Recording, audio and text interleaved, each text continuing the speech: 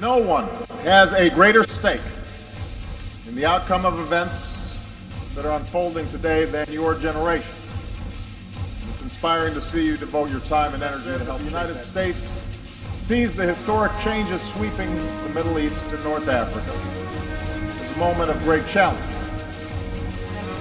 but also a moment of opportunity for greater peace and security for the entire region. I intend to work with you to seek a peace that will address our security concerns.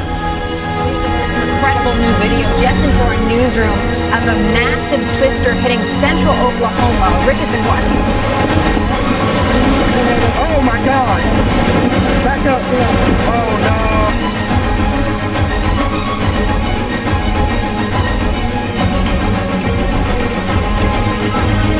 Hey!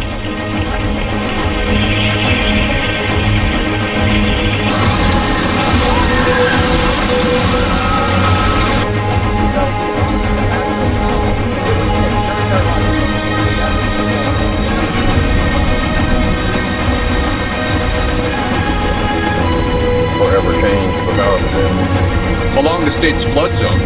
Here, he and his crew were on the ground in central Oklahoma. He is also a severe storms researcher. Tim, welcome.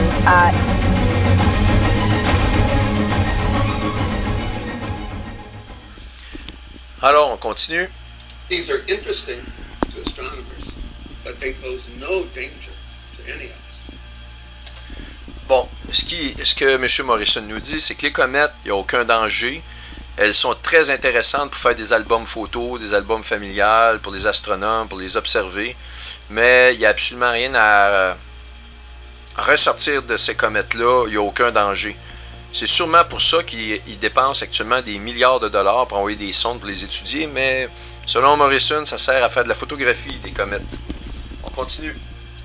The most strange claim, and one that's gotten a lot of attention, is that somehow Comet Elenin was responsible for the big earthquake in Japan.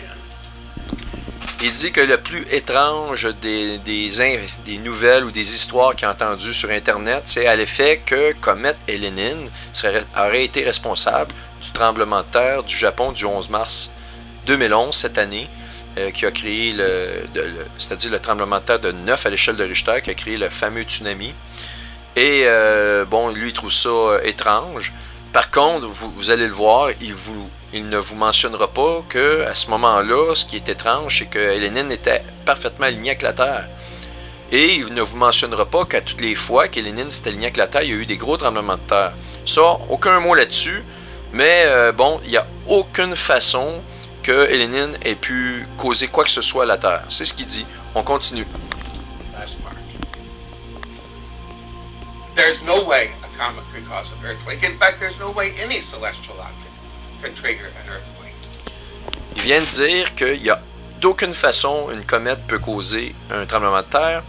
Puis il dit en fait, il n'y a aucune façon qu'aucun astre céleste, peu importe sa nature, c'est-à-dire ça inclut le Soleil, la Lune, les autres étoiles, ben que tous ces astres-là, il n'y a aucune façon possible, imaginable, que ça puisse causer des tremblements de terre. Eh bien, M. Morrison, on va vous prendre au mot. On va aller voir ce que vos collègues scientifiques de votre même organisme, c'est-à-dire de la NASA, pensent de ce que vous venez de dire.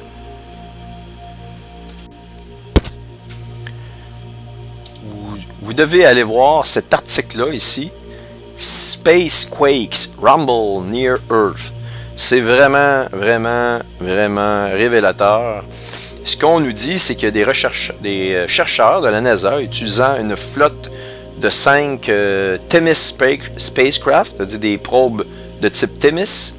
Ils ont découvert une nouvelle forme ou une forme de climat spatial qui frappe la Terre comme un tremblement de terre, si vous voulez, et qui joue un rôle dans la production des lumières dans le Grand Nord, dans l'hémisphère nord, c'est-à-dire comme les aurores boréales. Ils appellent ça un space quake, un tremblement de terre ou un tremblement d'espace, si vous voulez. Et ils disent que ce space quake est comme un genre de tremblement dans le champ magnétique de la Terre. On le voit ici. Ils disent que c'est d'une façon principale ressenti au niveau de l'orbite de la Terre, mais ce n'est pas exclusif à l'espace. But is not exclusive to space. Les effets peuvent atteindre la surface de la Terre elle-même. Alors, M. Morrison, pardon, vous venez de dire qu'il n'y a aucune façon qu'aucun astre, quelle que soit sa nature, puisse créer des tremblements de terre. Vous devriez parler avec vos collègues. C'est signé par qui? On va aller voir c'est signé par qui. Parce que Dr. Tony Phillips, vous devriez lui parler, lui dire, écoutez, soit qui baisse le ton parce que vous êtes en train de faire de la désinformation puis qui vient contredire ce que vous venez de dire. Mais lui, c'est sûr, cet homme-là, il cherche les choses. Il va expliquer qu'est-ce qu'il cherche, qu'est-ce qu'il trouve. Il est excité par ses découvertes. Il ne pense pas nécessairement à se cacher puis à cacher la vérité. Tandis que vous, M. Morrison, on se demande vraiment qu'est-ce que vous êtes en train de nous dire là? Parce que vous vous contredisez à l'intérieur même de la NASA. Laissez-moi deviner, il a tort et vous avez raison. Il n'y a aucune façon que les tremblements de terre soient produits par le Soleil, par exemple. Ou aucun autre astre, incluant les comètes. Eh bien, moi, il parle ici de magnetic reverberation. Ça veut dire la réverbération, ça veut dire c'est comme vous envoyez une onde dans une salle et cette onde-là va frapper une surface et va rebondir sur une autre surface jusqu'à temps qu'elle ait assez d'énergie pour le faire, elle va se promener, il va avoir une réverbération de votre son, si vous voulez, et on appelle ça, on peut étudier la réverbération dans l'étude de la propagation des ondes à travers des médias qui sont soit de l'acier, on va le voir pour les tremblements de terre, c'est dans les roches, dans le roc, dans les couches terrestres, les ondes se promènent. Et donc, on voit ici qu'il y a une relation, et je vais vous montrer le graphique. Vous voyez, le Soleil envoie des décharges vers la Terre. Ces décharges-là créent des tremblements ou si vous voulez, c'est ça, des tremblements à l'intérieur du champ magnétique de la Terre, qu'ils appellent les spacequakes. On voit ici la courbe.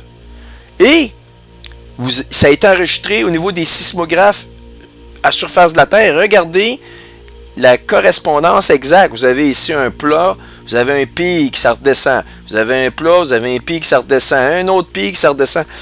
Et ça fait comme un peu en dents de scie ici. On le voit, ça fait en dents de scie ici.